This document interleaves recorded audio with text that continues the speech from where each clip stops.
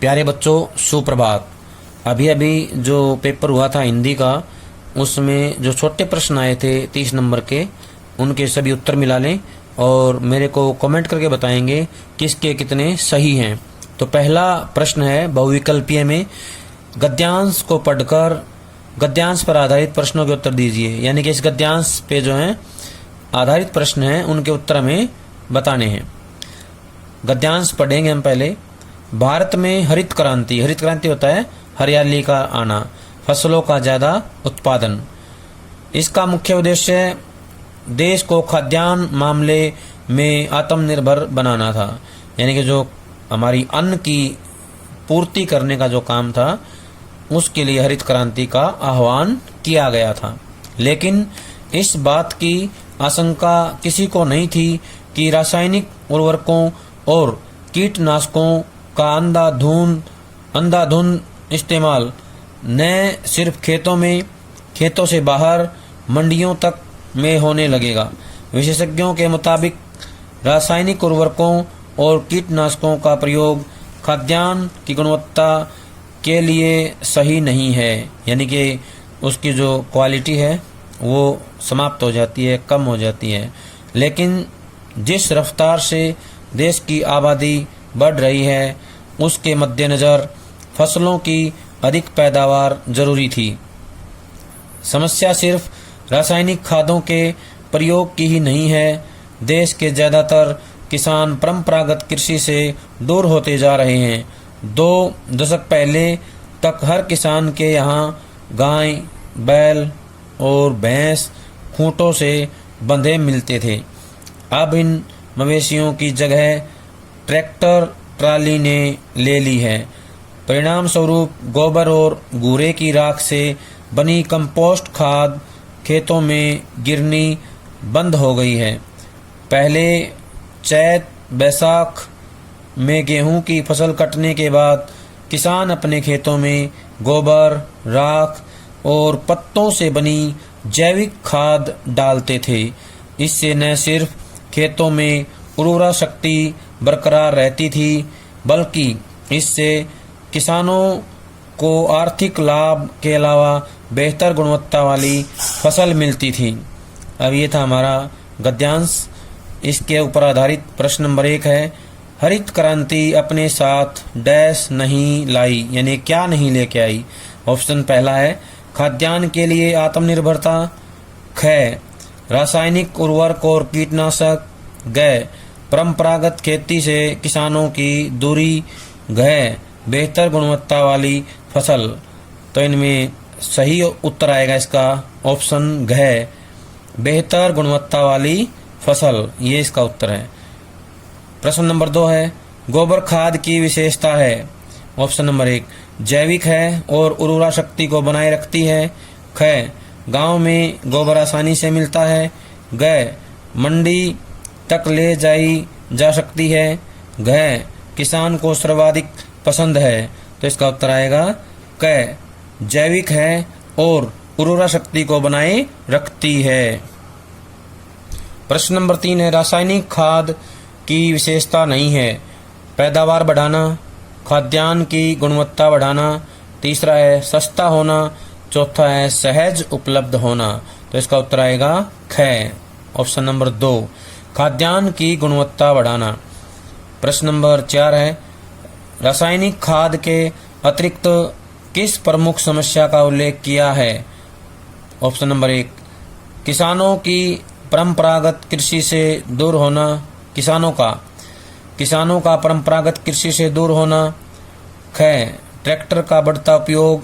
ग फसल बिक्री के लिए मंडी उपलब्ध न होना।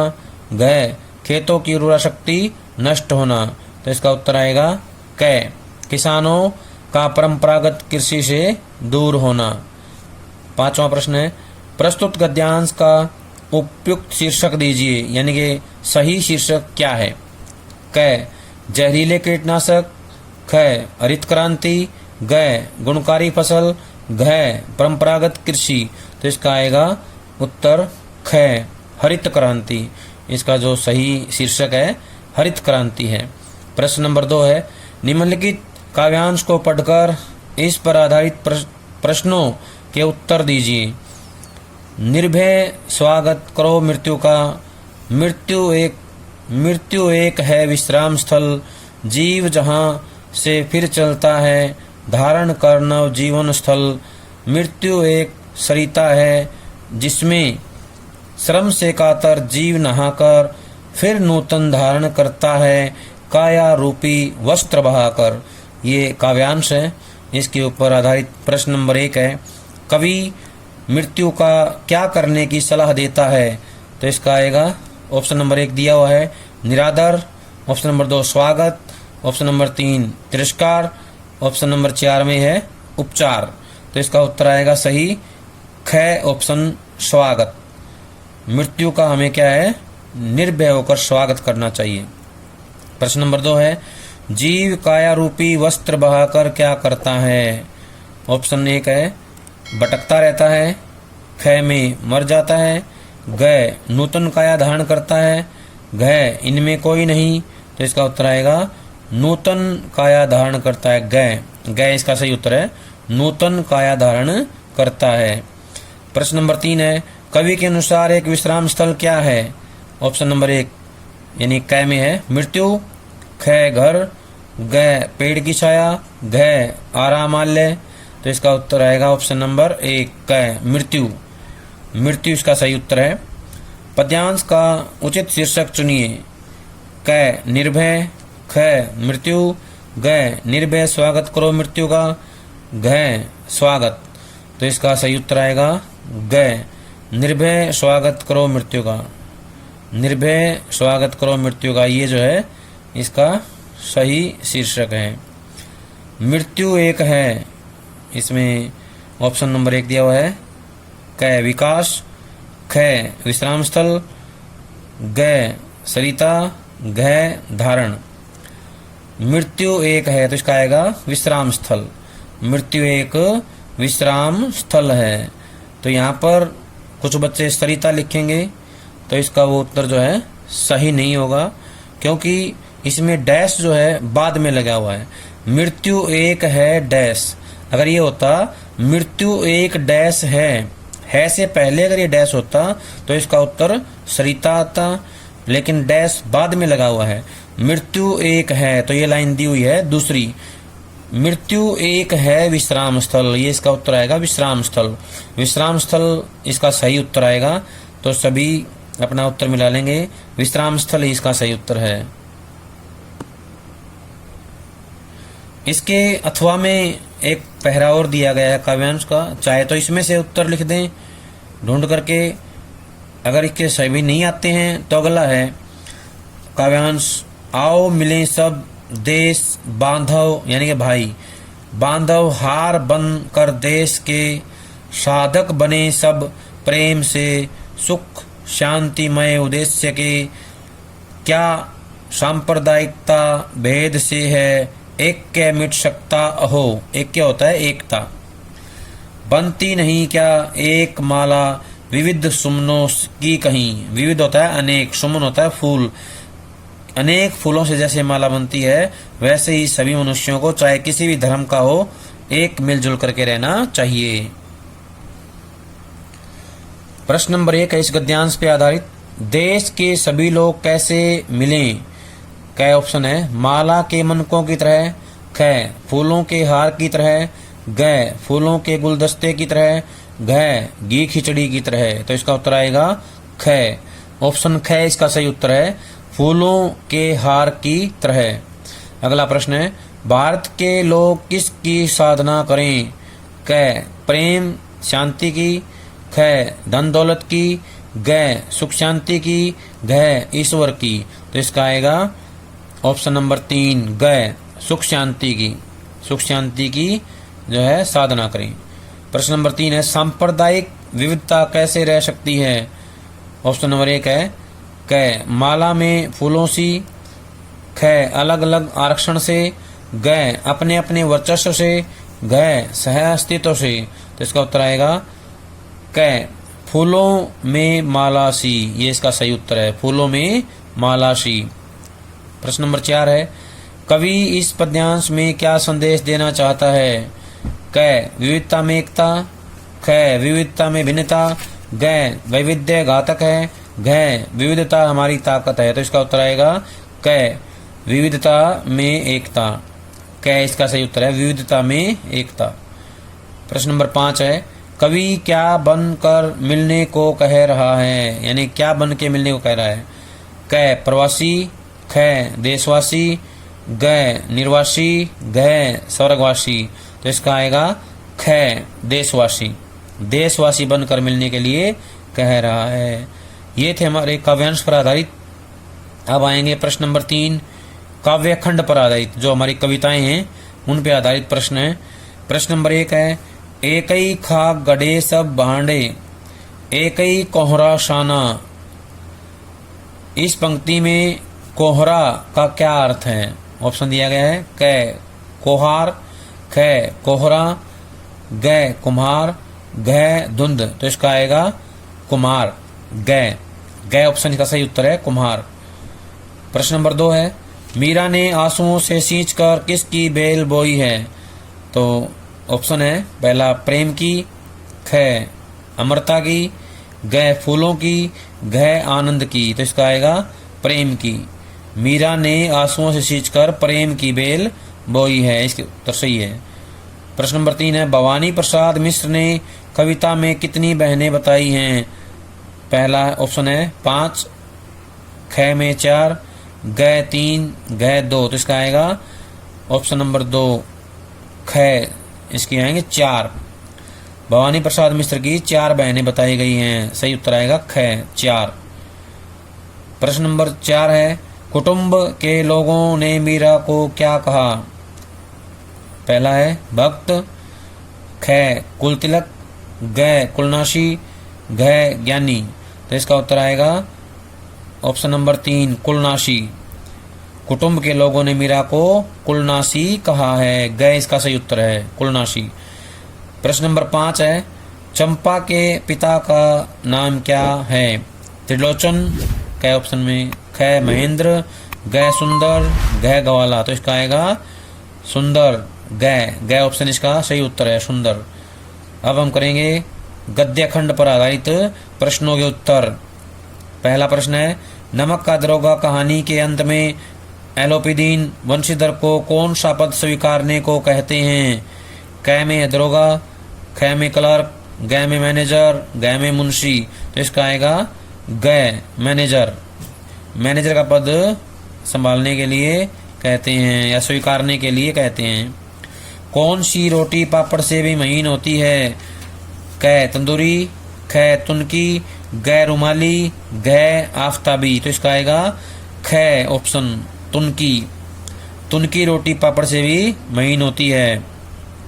एलोपीदीन क्या देखकर मूर्छित हो गए। क ऑप्शन में है पुलिस, ख लठैत, ग डाकू, घ हथकड़ियाँ। तो इसका आएगा घ हथकड़ियाँ। हथकड़ियाँ देख करके एलोपीदीन मूर्छित हो गए थे, घ ऑप्शन इसका उत्तर है। प्रश्न नंबर 4 है, पथेर पांचाली में अप्पू की भूमिका निभाने वाले का नाम क्या था या किसने निभाई। क सत्यजीत ने, ख सुबीर बनर्जी ने, ग विलास गीते ने, घ टिया ने। तो इसका आएगा ख सुबीर बनर्जी। सुबीर बनर्जी इसका सही उत्तर है। प्रश्न नंबर 5 है, कितने करोड़ प्रजा के कहने पर लॉर्ड ने ध्यान नहीं दिया। ऑप्शन नंबर 1 है 10, ख में 8, ग में 7, घ में 9। तो इसका उत्तर आएगा 8। ऑप्शन ख इसका सही उत्तर है। 8 करोड़ प्रजा के कहने पर भी ध्यान नहीं दिया, ये इसका सही उत्तर है। अभिव्यक्ति और माध्यम के आधार पर निम्नलिखित प्रश्नों के उत्तर दीजिए। प्रश्न नंबर 1 है, टेलीविजन पर देखे गए क्रिकेट मैच को क्या कहते हैं। क प्रत्यक्ष प्रसारण, ख सीधा प्रसारण, ग परोक्ष प्रसारण, घ हवाई प्रसारण। तो इसका आएगा ख सीधा प्रसारण। जितने भी मैच हैं क्रिकेट, फुटबॉल, हॉकी, ये सभी क्या कहलाएंगे, सीधा प्रसारण, सीधे लाइव दिखाए जाते हैं। दूसरा है, संचार अनुभवों की साझेदारी है किसने कहा है। क एडिसन ने, ख मार्कोनी, ग बिल्बर्सरैम, घ ग्राहम बेल। तो इसका आएगा ग बिल्बर्सरैम। संचार अनुभवों की साझेदारी है, ये बात बिल्बर श्रैम ने कही है। ग इसका उत्तर है। प्रश्न नंबर 3 है, भारत का पहला समाचार वाचक कौन है या समाचार वाचक है? वेदों को, यानी कि वेद हैं, ये नारद को कहा गया है, मनु को, गए शारदा को। तो इसका उत्तर आएगा नारद। नारद जो है भारत का पहला समाचार वाचक है। समाचार देने वाला कौन है? नारद। इसका उत्तर आएगा नारद। पत्रकार का गुण है, ऑप्शन नंबर 1 एस है, ख असत्यवादी, ग संदेही, ग क्रोधी। तो इसका आएगा ग संदेही। संदेही इसका सही उत्तर है। पटकथा की मूल इकाई है, क श्रव्य, ख दृश्य, ग अभिनेता, घ रंगमंच। तो इसका आएगा ख दृश्य। दृश्य जो है क्या है इसकी मूल इकाई? पटकथा की मूल इकाई दृश्य है। अब आएंगे व्याकरण के आधार पर निम्नलिखित प्रश्नों के उचित उत्तर दीजिए। प्रश्न नंबर 1 है, संयम का संधि विच्छेद होगा। क में सजमायम, ख समजमायम, ग समजमायम, ग समजमावम। तो इसका उत्तर आएगा ख समजमा यम। सम के नीचे हलंत लगा है, वो इसका उत्तर है। प्रश्न नंबर 2 है, रेल पर चलने वाली गाड़ी का सामासिक शब्द है। क रेल में गाड़ी, ख रेलगाड़ी, ग रेल पर गाड़ी, घ रेल की गाड़ी। तो इसका आएगा रेलगाड़ी। रेलगाड़ी को कहते हैं रेल पर चलने वाली गाड़ी, ये इसका उत्तर है रेलगाड़ी। प्रश्न नंबर 3 है, शुद्ध वाक्य छांटिए। क मैं एक सज्जन व्यक्ति से मिला, ख एक सज्जन व्यक्ति से मैं मिला, ग मैं एक सज्जन से मिला, घ सज्जन व्यक्ति से मिला मैं।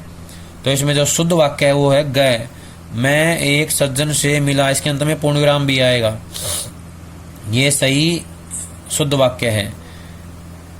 प्रश्न नंबर 4 है, शुद्ध वाक्य छांटिए। 5 पेड़ा खाया, पहले ऑप्शन में दिया हुआ है। दूसरा है ख मुझे 1 गिलास पानी दीजिए, ग मोहन को फल काट कर खिलाओ, घ मैंने उसे नहीं पहचाना। तो इसमें अशुद्ध वाक्य है क 5 पेड़ा खाया। 5 पेड़ा खाया क्या है? अशुद्ध वाक्य है। 5वां प्रश्न है, कृष्णार्जुन में समास का नाम बताएं। क ऑप्शन द्वंद्व समास, ख द्विगु, ग अविभाव, घ कर्मधारी है। तो इसका उत्तर आएगा क। ऑप्शन क जो इसका सही उत्तर है, द्वंद्व समास इसका सही उत्तर आएगा। प्यारे बच्चों, ये था हमारा जो अभी पेपर हुआ था सितंबर का, उसका सॉल्यूशन। सभी बच्चे अपने अपने प्रश्नों के उत्तर मिलाएंगे और कमेंट करके बताएंगे कि किसके कितने सही उत्तर हैं। प्यारे बच्चों, आगे जो आपका काम रहेगा, जैसे ही पेपर ख़त्म हो जाते हैं, इस पेपर को अच्छे से याद करना है। सारे छोटे प्रश्न और बड़े प्रश्न सभी को याद करना है और अपनी कॉपी में लिखना है इनको अच्छे से। और साथ साथ जो कविताएं हैं, केवल कविताएं और पाठ अभी इस एग्जाम में आए हैं, इनको दोबारा से याद करना है। सभी इसको अच्छे से याद करेंगे। जब तक क्लासेस शुरू नहीं होती हैं तब तक ये काम करते रहना है। प्रश्न पत्र को याद करना है और कविताएं और पाठ जो अब तक एग्जाम में आए हैं उनको याद करना है। सभी का बहुत बहुत धन्यवाद।